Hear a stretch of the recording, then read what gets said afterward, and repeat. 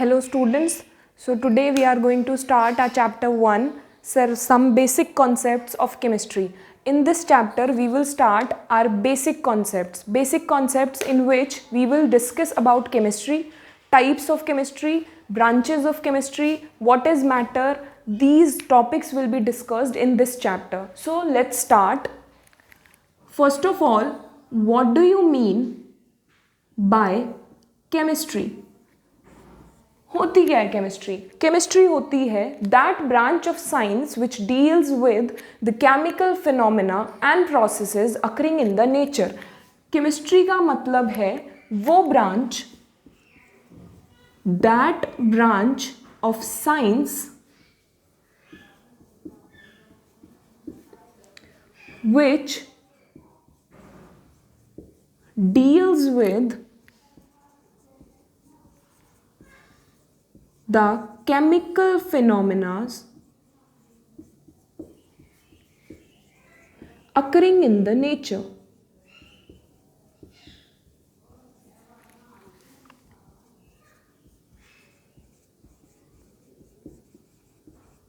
Okay, अभी तक हम लोगों ने सिर्फ और सिर्फ केमिस्ट्री के साइंस के बारे में सुना था. जब हम लोग 10th क्लास तक थे तो हम लोगों को ये पता था कि साइंस एक सब्जेक्ट होता है. साइंस को हम लोग 3 पार्ट में डिवाइड कर देते हैं, chemistry, physics and bio.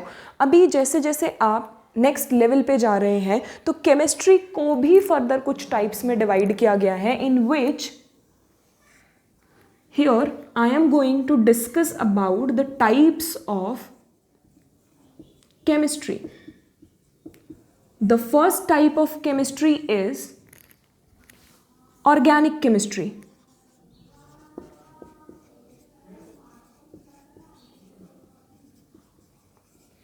The second type is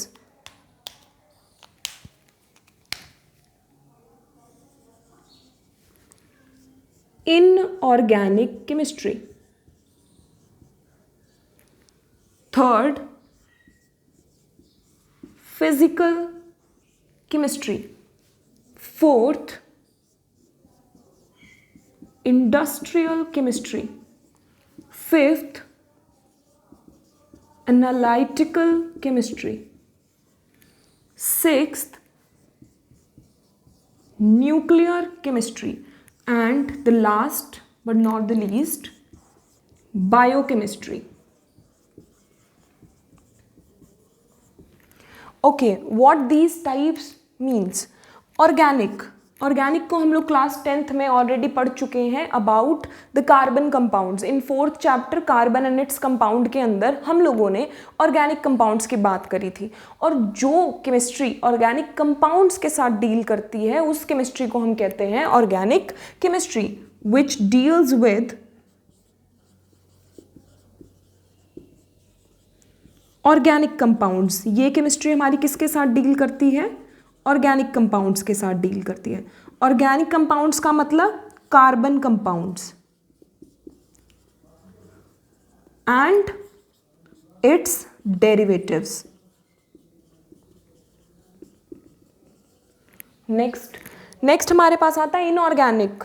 क्या मैं इसको ऐसे लिख सकती हूं, एक्सेप्ट कार्बन?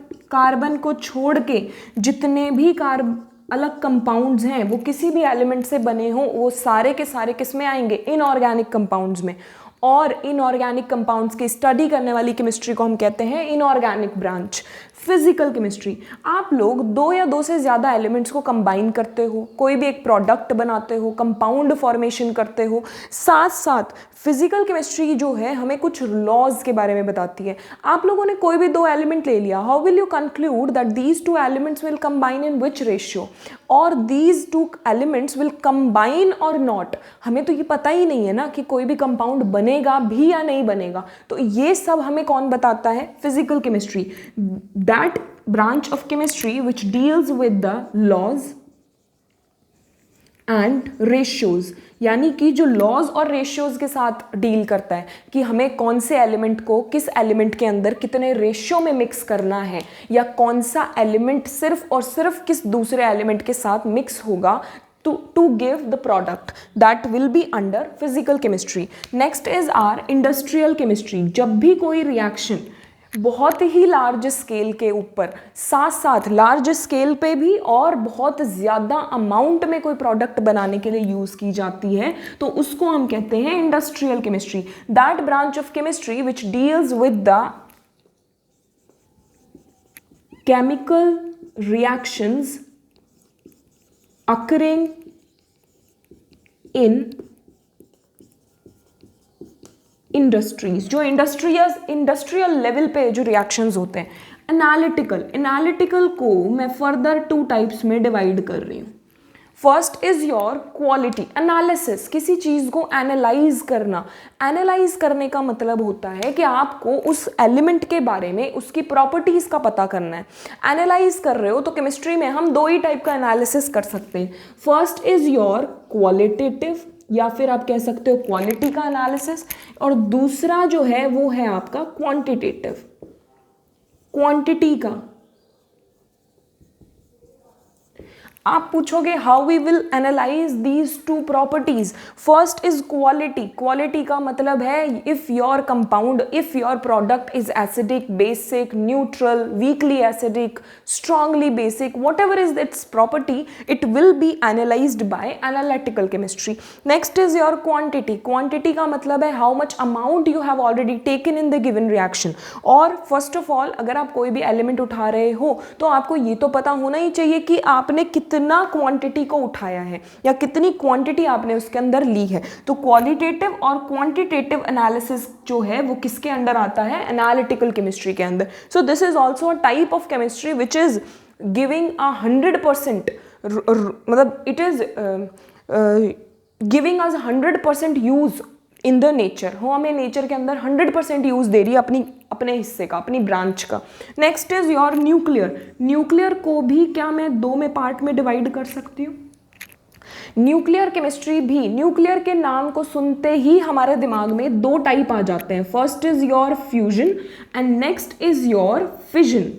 फ्यूजन में और फिजन में, फ्यूजन मतलब कोई भी 2 एलिमेंट्स का फ्यूज हो जाना, कंबाइन हो जाना एक दूसरे के साथ, और किन्हीं भी 2 एलिमेंट्स का फिजन हो जाना, टूट जाना। In these 2 type of processes that branch of science, और you can say which branch of science is used, that is known as your nuclear chemistry.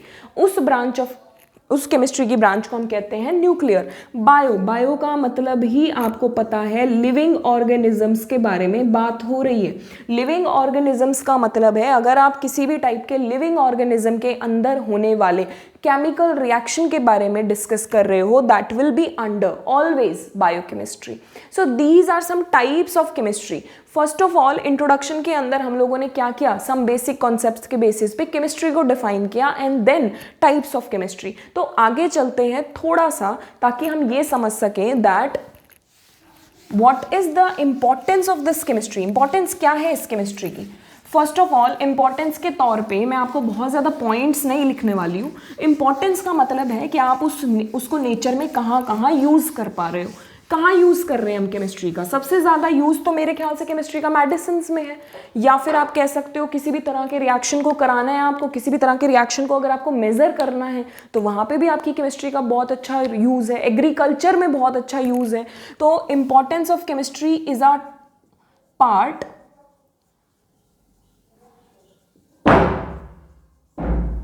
importance of chemistry. First is your in medicines. आपका सबसे अच्छा use कहाँ हो रहा है chemistry का? Medicines में। हम लोग डेली या आप कह सकते हो रूटीन बेसिस पे ऐसे बहुत सारे लोग हैं जो बहुत टाइप के ड्रग्स को यूज़ कर रहे हैं। ड्रग्स कैन बी अडिक्टिव और कैन बी नॉन अडिक्टिव, क्योंकि आपके मेडिसिन्स के अंदर जो ड्रग यूज़ होता है वो बहुत ही कम अमाउंट में होता है, बट फिर भी कहीं ना कहीं यूज़ तो केमिकली हुआ है ना, and that is why it is a most basic importance of chemistry. Second is your in agriculture. हमारा दूसरा किस में यूज़ होता है? इन एग्रीकल्चर में। आपको पता होगा कि आप लोग जो फील्ड्स में बहुत सारे क्रॉप प्रोडक्शन करा रहे हैं, these crop production are totally based upon some urea, यानी कि ऐसे फर्टिलाइजर्स के ऊपर हमारे डिपेंड करते हैं। एंड दीज फर्टिलाइजर्स, वो जो आपके फर्टिलाइजर्स हैं वो हैं क्या एक्चुअली में? These are also some chemical compounds. तो ये भी आपके क्या हो गए? केमिस्ट्री का एक हिस्सा हो गया। नेक्स्ट आपके पास है, आप किसी भी तरह के वेपन में भी केमिकल्स को यूज़ कर रहे हो बॉम्ब्स बनाने के लिए, तो बॉम्ब फॉर्मेशन में भी आपके क्या यूज़ हो रहे हैं, केमिकल्स यूज़ हो रहे हैं। ऐसे हमारे पास बहुत सारे एग्जाम्पल्स हैं। You can all study in your book, NCERT book और in your reference book, whichever whatever you have. Next is your types of chemistry के बाद जो हम बेसिक कॉन्सेप्ट से स्टार्ट करने जा रहे हैं, उस बेसिक कॉन्सेप्ट को बहुत ध्यान से सुनना है, क्योंकि वो बेसिक कॉन्सेप्ट आप ऑलरेडी 9th क्लास में और 10th क्लास में पढ़ चुके हो। नेक्स्ट, हमने लोग जब केमिस्ट्री की बात करते हैं तो सबसे पहले हमारे दिमाग में एक वर्ड आता है, दैट इज योर मैटर। क्या होता है मैटर? मैटर इज एनीथिंग, क्या है ये? एनीथिंग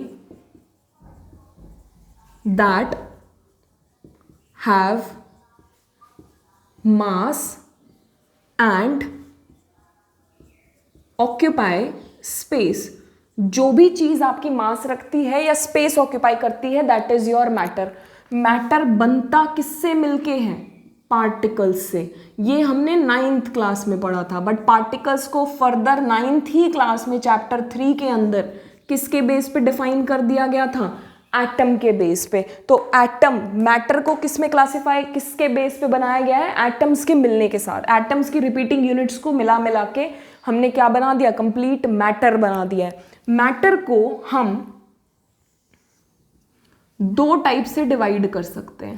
पहला तो हमारे पास आता है फिजिकल प्रॉपर्टी के बेसिस पे, और दूसरा हमारे पास आता है केमिकल प्रॉपर्टी के बेसिस पे। 2 टाइप है हमारे पास, first is your physical method and second is your chemical method. Physical method के बेस पे आप अपने मैटर को कितने पार्ट में डिवाइड कर सकते हो? 2, 3, 4 या 5 टोटल स्टेट्स हमारे पास कितने होते हैं मैटर के? 5। First is your solid, then your liquid, उसके बाद गैस, उसके बाद plasma, next is your Bose Einstein condensate. This is your physical classification. Physical properties के बेसिस पे आप अपने मैटर को solid, liquid, gas, plasma, Bose Einstein यानी कि BEC में डिवाइड कर देते हो, जिनमें से जनरली हम सिर्फ इन 3 को पढ़ते हैं, solid, liquid and gas. Plasma is found in your CFLs, Bose Einstein condensate state is found in your sun. तो these are some basic terms, but हमें जो पढ़नी होती है वो कौन सी इंपॉर्टेंट होती है? Solid, liquid and gases. Solid सभी को प्रॉपर्टीज पता है, डेफिनाइट मास, वॉल्यूम, शेप, रिजिडिटी रखती हैं, इनकम्प्रेसिबल होती हैं, high melting and boiling point रखती हैं, high intermolecular force of attraction होता है, less intermolecular space होता है. Similarly in liquid and gases we have so many properties. Solids are much more denser than liquid and gases. Density सबसे ज़्यादा क्यों होती है? क्योंकि particles बहुत ही ज़्यादा closely packed होते हैं और volume उसकी वजह से बहुत ही कम हो जाता है. तो density को हम इस तरीके से देख लेते हैं, density rho is equals to mass by volume जितना कम होगा डेंसिटी उतनी ही ज्यादा होगी. This is a important factor, you have all have to learn about it. Next हम लोग चलते हैं केमिकल प्रॉपर्टीज के बेसिस पे. तो केमिकल प्रॉपर्टीज के बेसिस पे आप अपने एलिमेंट को कितने पार्ट में डिवाइड कर रहे हो, आप अपने मैटर को कितने में डिवाइड कर रहे हो? 2 टाइप में. First is your pure substance and second is your compound. या प्योर सब्सटेंस, कंपाउंड भी छोड़ दीजिए, आप इसको इंपॉर्टेंट तरीके से मत देखिए, इसको देखिए. मिक्सचर्स. प्योर सब्सटेंस क्या होता है? Only one type of particle.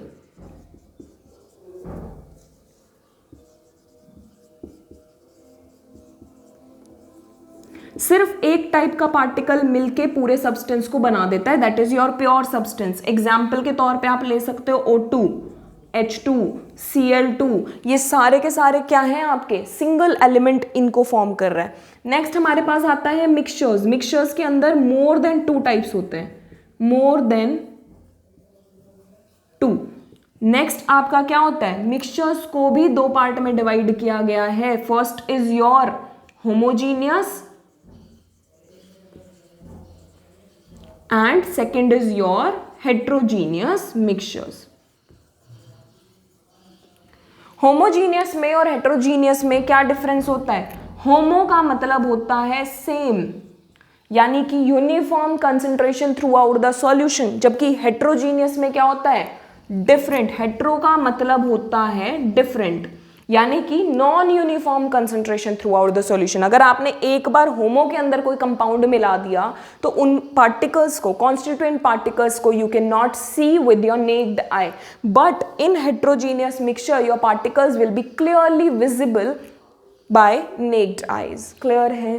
तो नेक्स्ट, प्योर सब्सटेंस को भी दो पार्ट में डिवाइड किया गया है। First is your element and second is your compound. Elements के अंदर आपको पता है periodic table, I don't think no need to explain this. Element को भी फर्दर डिवाइड किया गया है metals, non metals and metalloids के अंदर। पीरियोडिक टेबल में आपने देखे होंगे बहुत सारे एलिमेंट्स मेटल, नॉन मेटल और मेटलॉइड्स के अंदर क्लासिफाइड है। कंपाउंड और मिक्सचर, मिक्सचर के अंदर भी दो से ज्यादा कंपाउंड होते हैं और दो से ज्यादा एलिमेंट्स प्रेजेंट होते हैं, और कंपाउंड के अंदर भी। पर मिक्सचर के अंदर कोई फिक्स्ड रेशियो नहीं होता। अगर आप पानी में चीनी मिक्स कर रहे हो तो उसका कोई रेशियो फिक्स थोड़ी है, आप चाहो जितनी चीनी मिक्स कर सकते हो। बट कंपाउंड के अंदर, जैसे कि कंपाउंड का एग्जाम्पल ले लो H2O। अब आपको पता है कि दो एटम आपको हाइड्रोजन के और एक एटम ऑक्सीजन का ही कंबाइन करना है, and this is your example of compound. So this is the basic concept of this chapter. अभी आगे जो हम लोग बात करेंगे that is about your concentration. तो नेक्स्ट वीडियो में हम लोग कॉन्सेंट्रेशन के बारे में बात करेंगे, what is concentration and what are the concentration methods. So please stay connected, wait for my next video, stay happy and stay safe.